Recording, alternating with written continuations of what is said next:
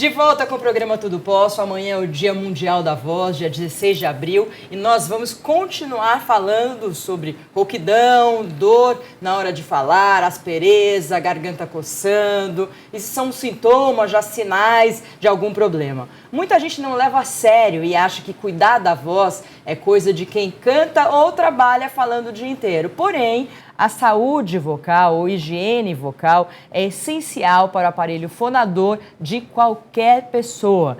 E alguns pequenos cuidados garantem que suas cordas vocais fiquem sempre saudáveis. Nós estamos recebendo a fonoaudióloga e coach Mirela Guilhem.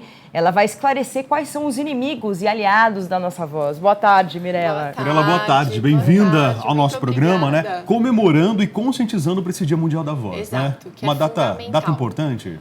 Fundamental, porque a voz é um dos principais instrumentos de trabalho, e não só instrumentos de trabalho, né? Ela é o principal meio de comunicação. Meio de comunicação, de relacionamento. É muito difícil viver sem a voz, né? Então, quando a voz passa por algum problema, é importante tratar, mas nem sempre a gente tem essa consciência, né? Porque a voz é algo muito abstrato. Aliás, quando a gente pensa em fonoaudiologia, no fonoaudiólogo, no profissional, muita gente só procura vocês quando o problema já existe. Exato. E não deveria ser assim. Não deveria. Deveria procurar antes, aprimorar a voz, conhecer a voz.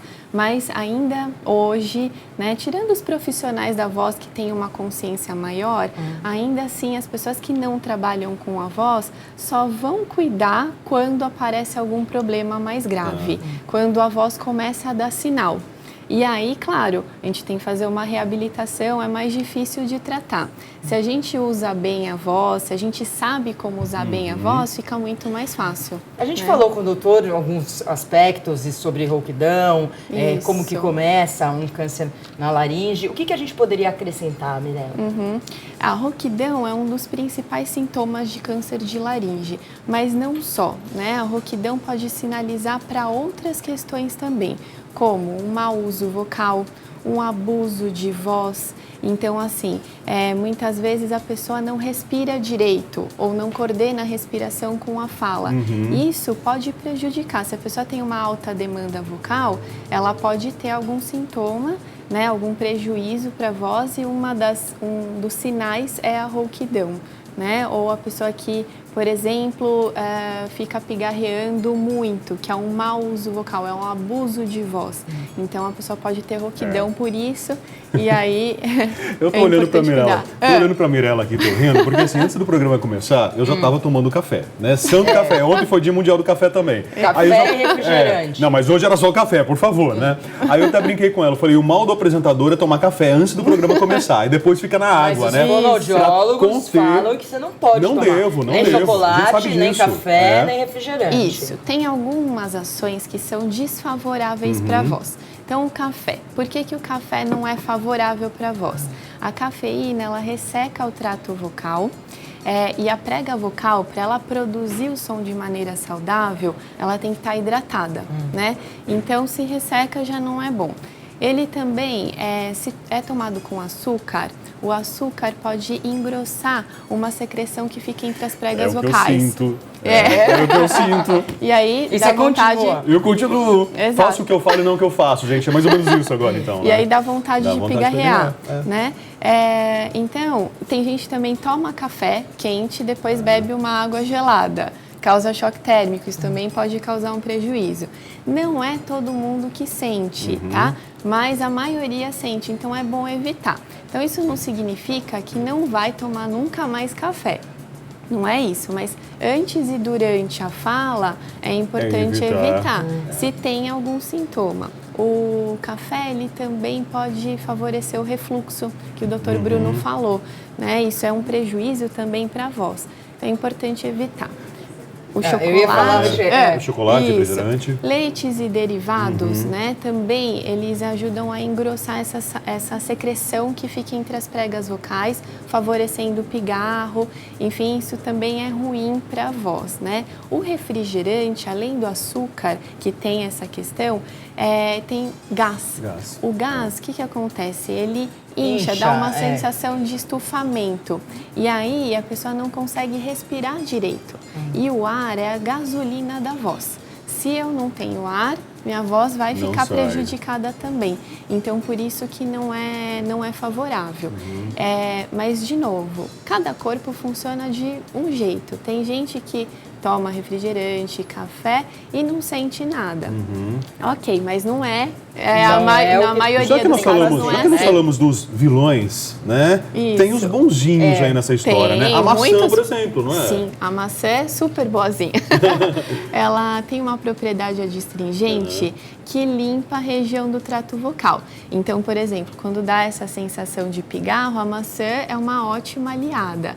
E, além disso, quando a gente morde a maçã, a gente estimula a musculatura facial. A articulação, né? Exatamente. E a boca é a porta da voz. Então, se eu não articulo direito, se eu não mexo a boca direito, a voz não vai sair também bem, né? Então, é importante que eu articule, mexa a boca para falar. Isso também é uma dica para usar bem a voz. Tem alguns exercícios, né? Tem exercícios, a gente vai fazer esses exercícios ainda hoje. Sim. Eu só queria relembrar aqui o pigarrear, né? Porque o pigarrear a gente pode comparar até aquele machucadinho que a gente fica cutucando quando sai a casquinha, não é isso, né? Sim. E fica sangrando e nunca cicatriza.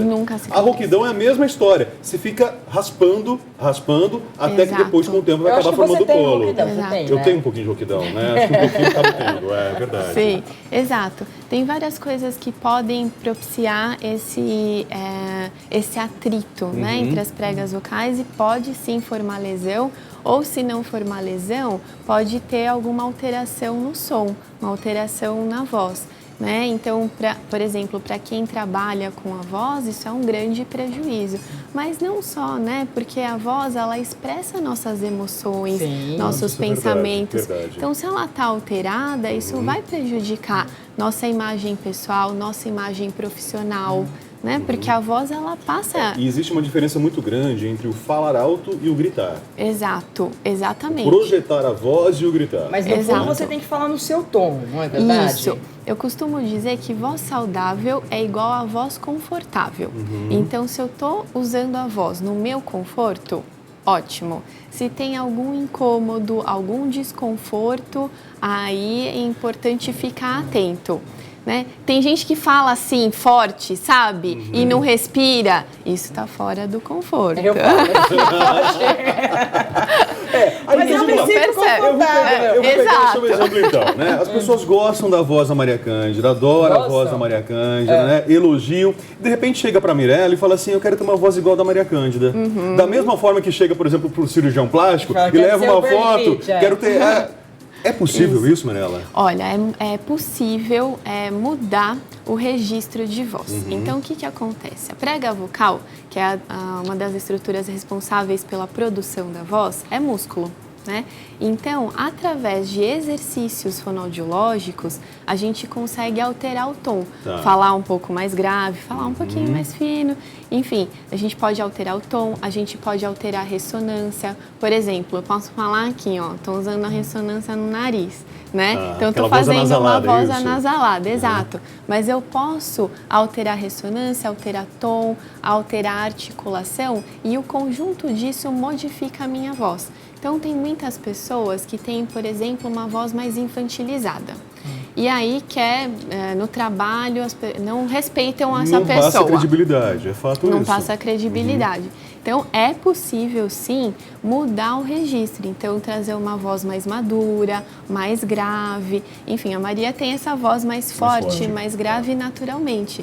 Mas é, sim, possível conseguir mais projeção, conseguir um tom mais grave ou mais agudo, né, de maneira saudável. Então, ninguém acha que eu sou doce, né? Porque eu tenho essa voz tão forte. Você é doce falando, então ninguém acha que eu sou doce. Eu sou uma pessoa doce. Você é, sim. Eu acho que eu tenho que, às vezes, falar de uma forma diferente. Mais contida, talvez, é isso, né? É porque eu falo, parece que o mundo está... O efeito pode ser oposto. O efeito pode ser oposto também, então? Pode sim. Então, a voz, ela causa imagem, né? Às vezes, essa imagem está alinhada com o que eu quero passar e, às vezes, não está alinhada. Então, quando não está alinhada, aí é importante conhecer a voz, porque a gente tem recursos, sim, para alinhar com a imagem que a gente deseja passar. Eu sinto isso em relacionamento. Né? Assim, em relacionamento eu sinto, porque eu falo já, sem põe eu medo. já tenho sem um pouco de medo. Já impõe. Então eu precisava mudar um pouco. Trazer mais suavidade, né? Mirela, você usou o termo conhecer a voz. Certo. É a gente se ouvir? É isso? Também, né? Principalmente. Então, muitas vezes, hoje em dia a gente tem recursos fáceis para se ouvir, né? Então, áudio, um celular. O celular grava a voz, não é? Né? Grava a voz, isso é super fácil. Antes era secretária eletrônica e olha já. Exato. Mas pode ver, muitas pessoas, elas se assustam quando ouvem a própria voz. Elas falam assim, nossa, essa voz não é minha, que horror, né? E aí ficam inseguras também em relação à voz. Mas gravar é um dos recursos principais para se conhecer, para conhecer que imagem mesmo que eu estou passando através da voz. A gente sabe, às vezes, pela roupa, pelo cabelo, né? Então, a gente tem esse controle em relação à imagem que a gente quer passar pelo nosso visual, mas nem sempre a gente pensa na voz. E é interessante pensar, porque a voz, ela como eu disse, é o principal vínculo, né? Estabelecimento de vínculo com o outro. Então, é importante, sim. Quando você quando você fala outra língua, você muda um pouco a voz. Eu sinto um pouco de diferença. Então. Eu não sei, eu só acho que eu sou um tom mais menor, talvez.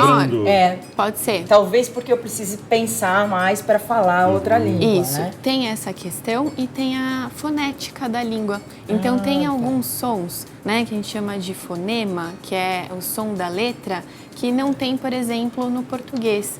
E aí isso faz com que a gente mude alguns ajustes, por exemplo, ressonância, né? Que é isso que eu falei, que é onde a gente amplifica o som, nariz, boca ou garganta. Então tem algumas línguas que são que a fonética é diferente e isso faz com que nossa voz também fique diferente. No inglês né? mesmo, a pronúncia de algumas palavras é o the, né? Algumas que você vai pronunciar, né? Exato. Nossa, é um travar a língua, né? Que você tem que se adaptar, treinar para poder falar. Exato. Por exemplo, o P, ele sai com mais ar. O nosso P é mais explosivo, né? Então, isso traz um pouco mais de suavidade, por exemplo. Então, dependendo da língua, sim, altera até o som. O regionalismo, né? Quem mora na Bahia fala de um jeito, quem mora no sul fala de outro. E a voz muda, porque o ajuste de ressonância também modifica.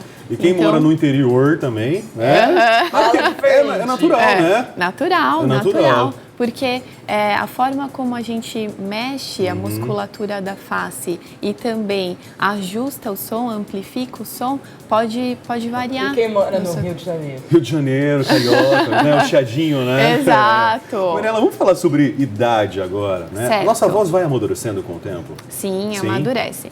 Nossa voz, ela é impactada, sim, pela nossa personalidade, pelo nosso processo de desenvolvimento também pessoal, né?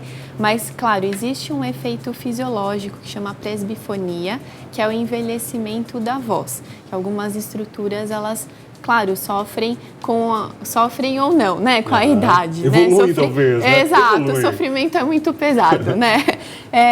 Então, claro que essas estruturas modificam também a voz. Claro que quem cuida da voz, quem faz exercício, enfim, essas mudanças são menos perceptíveis, né? Mas, claro, vai ter mudança? É inerente. As pessoas me perguntam se eu sempre tive essa voz. Eu falo que não, né? Aos 13, 14 anos era aquela voz de pato de adolescente, né? Que era horrível e que eu nem imaginava que minha voz fosse ficar nesse timbre. Exato. Não tinha nem ideia disso, não. Tem um processo no menino, que é mais comum, no adolescente, que chama muda vocal, né? Que acontece essa explosão de hormônios e modifica a voz. Então, tem uma fase que fica essa oscilação, né?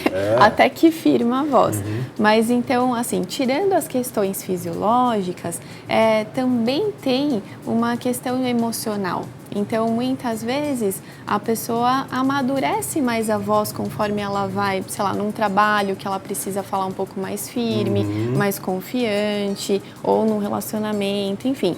Então, a voz, ela também é impactada pelas nossas emoções. E pode sim ter esse amadurecimento. Aliás, dependendo das emoções, a nossa voz acaba ficando também embargada, né? Acaba acontecendo essa retenção. Exato. A gente não consegue se expressar Às vezes você não como consegue precisaria. nem falar. Nem Às vezes falar. quando tem perdas muito... Exato. Uma situação de fortes, nervoso, de tensão. Exatamente. Não consegue falar, né? Tem gente que perde a voz, não tem? Tem gente que perde, tem uma chama disfonia psicogênica, né? Por algum trauma, a pessoa perde a voz ou fica muito E aí rouca. teria que tratar psicologicamente esse problema, para depois chegar na voz. Exatamente. E é engraçado, né? Porque quando às vezes a gente vai ligar para uma pessoa que a gente conhece, só pelo alô, a gente já sabe se tá bem, se não tá bem, se tá bem-humorado, se não percebemos tá, isso mesmo. se tá bravo, a gente percebe isso. Mas o interessante disso, né, é que quando a gente conhece a nossa voz, sabe lidar com as nossas emoções, a gente pode lidar melhor com esse impacto. Então, por exemplo, um advogado, que precisa lá defender uma causa. Se ele fica completamente impactado por uma situação, fica inseguro e tal, ele não vai conseguir ter efetividade naquela ação.